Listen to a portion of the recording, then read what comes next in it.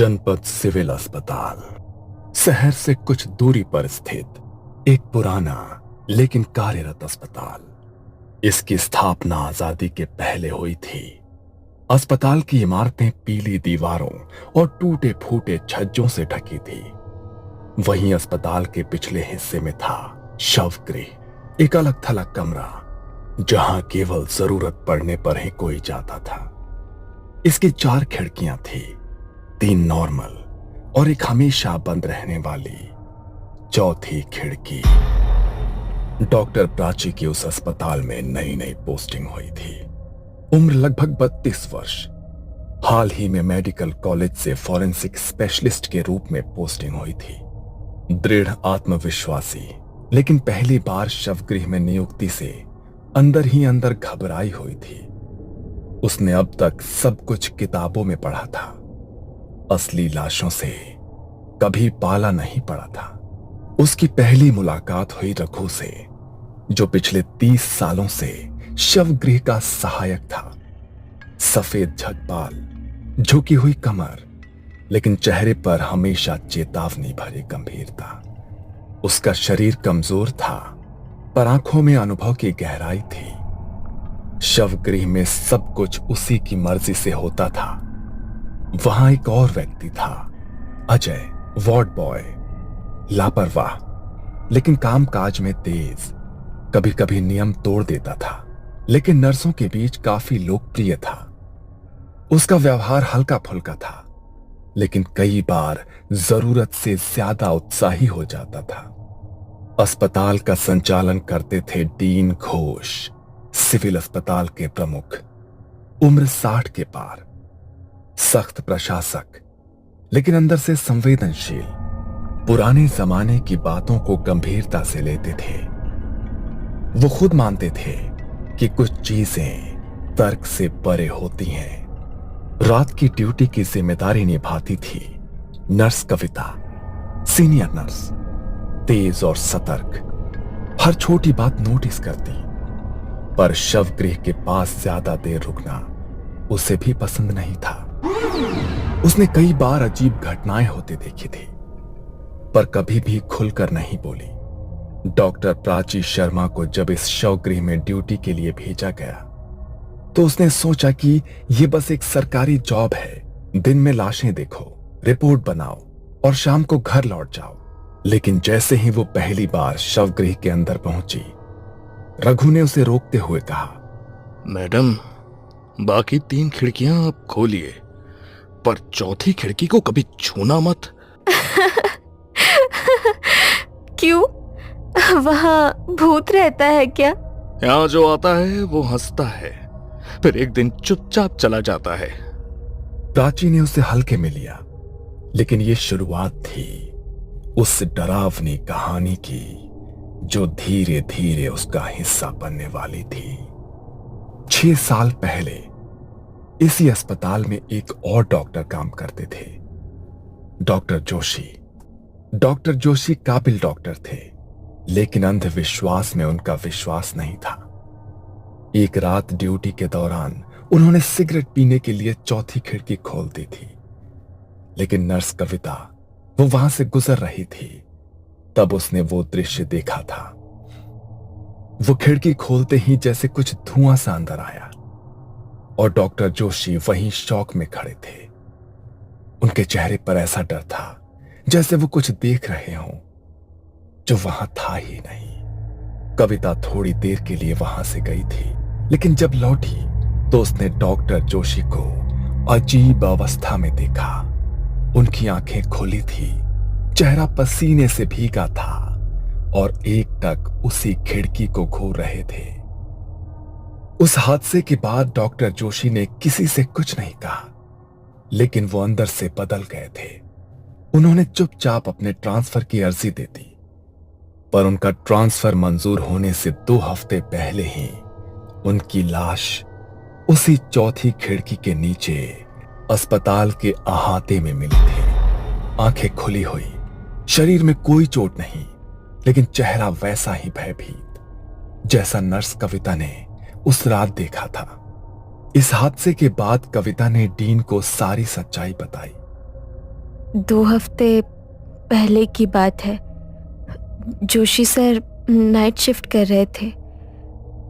मैं वहाँ से वॉशरूम जा रही थी, तभी मैंने उन्हें वो चौथी खिड़की खोलकर सिगरेट जलाते देखा। जब मैं वापस लौटी तब जोशी सर ज़मीन पर डरे बैठे थे, पसीने में भीगे, उसी खिड़की के पास देख रहे थे। तभी अस्पताल प्रशासन ने आदेश जारी किया कि शवगृह की चौथी खिड़की हमेशा बंद रहेगी। प्राची अपनी रोज की ड्यूटी करती, रिपोर्ट्स बनाती और समय पर घर लौट जाती। चौथी खिड़की उसके लिए बस एक बंद कोना थी, न कोई सवाल, न कोई दिलचस्पी। लेकिन एक दिन पोस्टमार्टम के लिए जगह कम पड़ गई और अनजाने में उसने एक टेबल चौथी खिड़की के सामने रख दी, जिस पर एक ताजा शव रखा गया था। उसे इसका कोई अंदाजा नहीं था कि यह छोटी सी गलती कैसे भयानक रात का दरवाजा खोलने वाली थी। उस रात अमावस्या थी, जब प्राची शवगृह में अकेली ड्यूटी कर रही थी। तभी अचानक लाइटें एक झटके में टिमटिमाने लगी। अचानक लाइट इतने टिमटिम क्यों कर रही है? जनरेटर भी चालू है। रघु, जो दरवाजे के पास बैठा था, वो अंदर आया और धीरे से बोला, आज अमावस्या है मैडम, और आपने चौथी खिड़की के सामने टेबल लगाई है। प्राची को पहली बार हल्का सा डर महसूस हुआ। उसने इधर उधर देखा, कुछ असहज सा महसूस करने लगी। रात के करीब 2 बजे शवगृह में गहराती खामोशी के बीच एक अजीब खड़खड़ाहट सुनाई दी। ऐसे लगा जैसे कोई खिड़की की सलाखों पर उंगलियां रगड़ रहा हो। प्राची धीरे धीरे मुड़ी और उसकी नजर चौथी खिड़की पर पड़ी। उसने देखा कि चौथी खिड़की की लोहे की सलाखें धीमे धीमे मुड़ने लगी थी, जैसे किसी ने बाहर से उन्हें पकड़कर खींचा हो। कौन कौन है वहां? उसने खिड़की के पार देखा, पर वहां कोई नहीं था, सिर्फ घनी धुंध और उसमें एक पीली धीमी सी रोशनी, जैसे किसी ने मोमबत्ती जलाई हो। उसका पसीना छूटने लगा था, लेकिन वो खड़ी रही, शांत, बिना हिले। तभी ठंडी हवा का झोंका अंदर आया और शव की चादर हवा में फड़फड़ाने लगी। उस रात प्राची को नींद नहीं आई। अगली सुबह तक उसकी आंखें खिड़की पर जमी थी। यह पहली बार था जब उसने ऐसा महसूस किया था, शायद यहां कुछ है जो हमें हर वक्त देख रहा है। अगले दिन प्राची के मन में सवालों की बाढ़ आ गई। उसने सबसे पहले रघु को पास बुलाया। रघु, ये चौथी खिड़की वाली बात तुमने पहले भी कही थी, और कल रात कुछ अजीब हुआ। क्या तुम सच में कुछ जानते हो? मैडम, ये खिड़की, इसे जो भी हल्के में लेता है, ये उसे तकलीफ देती है। डॉक्टर जोशी याद है आपको? वो जो 2 साल पहले अचानक गायब हो गए थे? वो गायब नहीं हुए थे मैडम, उन्हें ले लिया गया था। मैंने देखा था उस रात। उन्होंने खिड़की खोल दी थी सिगरेट पीने के लिए। उसके 2 हफ्ते बाद ही उनकी मौत हो गई। प्राची को रघु की बात पर पूरी तरह यकीन नहीं हुआ, पर उसे अब जवाब चाहिए था। वो सीधे डीन घोष के कैबिन में पहुंची। सर, क्या आप मुझे शवगृह की चौथी खिड़की की असली कहानी बता सकते हैं? क्या सच में कुछ हुआ था? तुमने सही समय पर पूछा डॉक्टर प्राची, लेकिन जो जानोगे वो आसान नहीं होगा। उन्होंने कुर्सी से उठकर खिड़की की तरफ देखा, जैसे कुछ याद कर रहे हों, और फिर बोले, उस खिड़की के नीचे कभी लाशें नहीं रखी जाती थीं, लेकिन 8 साल पहले एक केस आया था। एक लड़की निधि, उसका बलात्कार करके हत्या कर दी गई थी। जब उसकी लाश आई तो उसका चेहरा बुरी तरह बिगड़ा हुआ था। परिवार पहचान नहीं सका और बिना अंतिम संस्कार के उसे खिड़की के नीचे टेबल पर रख दिया गया।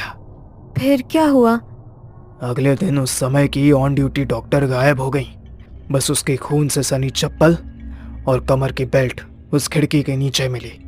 हमने बहुत तलाश की पर कभी उसका शव नहीं मिला। क्या आपने ये बात किसी को बताई थी? नहीं, पर उस घटना के 6 सालों बाद नर्स कविता मेरे पास आई और उसने डॉक्टर जोशी की कहानी बताई। तब जाकर मैंने आदेश जारी किया, शव गृह की चौथी खिड़की हमेशा के लिए बंद रहेगी। प्राची का चेहरा अब गंभीर था। वो जान चुकी थी कि ये खिड़की सिर्फ ईंट पत्थर की नहीं है, ये उसके दर्द की राह थी। वार्ड बॉय अजय को चौथी खिड़की की पूरी कहानी नहीं पता थी। एक रात ड्यूटी के दौरान उसने देखा कि खिड़की के पास बहुत धूल मिट्टी जमा है। बाकी कमरा साफ करने के बाद उसका ध्यान वहीं गया। उसने खिड़की की कुंडी खोली और झुककर सफाई करने लगा। जैसे ही उसने झाड़ू से खिड़की की जाली छुई, एक करंट उसके पूरे शरीर में दौड़ गया। कविता, इस खिड़की के पास से ठंडी सांस जैसी लग रही है, कोई है क्या? नर्स कविता बाहर कॉरिडोर में ही थी, लेकिन तब तक उसे कुछ महसूस नहीं हुआ। रात के 2:45 पर अचानक शवगृह से एक दिल दहला देने वाली चीख गूंजी। कविता भागती हुई अंदर पहुंची। वहां अजय फर्श पर पड़ा था, आंखें पूरी तरह खुली हुई, मुंह जैसे चीखते चीखते खुला रह गया हो, चेहरा सफेद और भयभीत। ऐसा लगा जैसे उसने मरने से पहले कुछ ऐसा देखा हो जिसे वो सहन नहीं कर पाया। खिड़की की ओर देखा तो वहां एक लाल साड़ी में कोई औरत जैसी आकृति खड़ी थी। उसका चेहरा धुंध में छुपा हुआ था और अगले ही पल वो गायब हो गई। कविता सन्न रह गई। उसे समझ आ गया कि अजय ने वही गलती की थी जो पहले डॉक्टर जोशी कर चुके थे। प्राची डॉक्टर होने के साथ साथ थोड़ी आध्यात्मिक भी थी। उसने निधि की आत्मा की पीड़ा को समझा और तय किया कि वो इस रहस्य को पूरी तरह से सुलझाएगी। उसने किसी तरह डीन घोष को मनाया और अगले अमावस्या की रात एक अनुभवी तांत्रिक बाबा महेश्वर नाथ को बुलाया। बाबा ने शवगृह की चौखट पर बैठकर तंत्र विधि की तैयारी शुरू की। लाल रंग की चंदन की रेखाएं, भस्म से घेरा और मंत्रोच्चार। प्राची ने अपनी जान की परवाह किए बिना चौथी खिड़की के सामने एक कैमरा लगाया और खुद विधि में शामिल हुई। जो आत्मा न्याय की प्यासी हो वो अब प्रकट होगी। डरो मत, सच को उजागर करना अब तुम्हारा कर्तव्य है। रात के 3 बजे खिड़की की जंजीरें खड़कने लगी और एक ठंडी हवा शवगृह में भर गई। कैमरे की स्क्रीन ब्लैंक हो गई। तभी प्राची ने सुना, मुझे न्याय दो। एक परछाई धीरे धीरे सामने आई। वही लड़की, झुलसी त्वचा, अधखुले होंठ और खून से सनी साड़ी। मैं इंतजार करती रही हर रात। कोई मेरा सच नहीं जानता। किसी ने मेरी चिता नहीं जलाई। मैं अधूरी रह गई। प्राची कांपती हुई खड़ी रही। उसकी आंखों में आंसू थे। मैं करूंगी। मैं तुम्हारा अंतिम संस्कार करवाऊंगी। तुम्हें शांति दूंगी, ये वादा है। बाबा ने मंत्र पढ़ते हुए खिड़की पर भस्म फेंका और एक तेज चीख गूंजी जैसे आत्मा ने वर्षों का दर्द उगल दिया हो। कमरे का तापमान सामान्य होने लगा, लेकिन हवा में अब भी भारीपन था, जैसे कोई दर्द अभी पूरी तरह गया नहीं था। बाबा महेश्वर नाथ ने जो भस्म निधि की आत्मा पर डाली थी, उसने उसकी व्याकुल आत्मा को कुछ क्षणों के लिए शांत कर दिया। कमरे का तापमान सामान्य होने लगा और बाबा ने धीरे से प्राची से कहा, अब समय है उसे अंतिम मुक्ति देने का। जब तक उसका अंतिम संस्कार नहीं होगा ये पीड़ा कभी खत्म नहीं होगी। अगले ही दिन प्राची ने निधि के पुराने केस को दोबारा खुलवाया। डीएनए टेस्ट और अस्पताल के रिकॉर्ड्स के जरिए वो आखिरकार निधि के परिवार तक पहुंचने में सफल रही। जब परिवार को सच्चाई बताई गई तो उनकी आंखों में आंसू छलक आए। उन्होंने तो उम्मीद ही छोड़ दी थी कि उनकी बेटी की आत्मा को कभी शांति भी मिल पाएगी। बाबा ने उस आत्मा पर फेंका वही भस्म उन्हें सौंपते हुए कहा, अब यही उसकी अस्थियां हैं, इन्हें विधि पूर्वक विसर्जित करें और आत्मा को मोक्ष दें। एक सप्ताह बाद पूरे धार्मिक रीति रिवाजों के साथ गंगा किनारे निधि का अंतिम संस्कार किया गया। उस रात शवगृह की चौथी खिड़की खुद ब खुद बंद हो गई। पहली बार कोई उंगलियों की आवाज नहीं आई, कोई परछाई नहीं दिखी। हवा स्थिर थी और कमरे में एक सुकून था, जैसे किसी ने वर्षों से रो रही आत्मा को गले लगा लिया हो। अस्पताल प्रशासन ने उस खिड़की पर अब एक ताले के साथ देवी की तस्वीर भी टांग दी। अब भी लोग कहते हैं कि कुछ आत्माएं तब तक भटकती हैं जब तक उन्हें न्याय न मिले, और चौथी खिड़की सिर्फ एक रास्ता नहीं थी, वो उसकी मौत की पुकार थी।